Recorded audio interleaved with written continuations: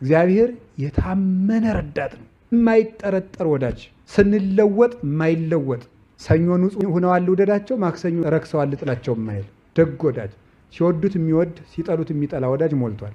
እየጠላ ነው የሚወደን ግን እግዚአብሔር ነው። ካልጸለዩ ጳጳስነት እንኳን አያድንም እንዴ! የነፍስ አለቃው እኮ እግዚአብሔር ነው። ክርስቶስ እኮ የህይወታችን ገዥ ነው። እሱ ያልፈቀዳት ውሎ እንዴት ብላ ትወላለች?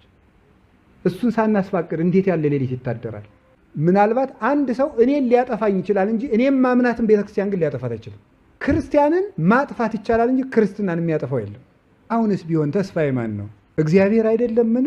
ነፍሴን በእጅህ አደራ እላለሁ ነው። አዳንካትም፣ መገብካትም፣ አስራብካትም፣ አለበስካትም፣ አራቆትካትም አንተው ነህ።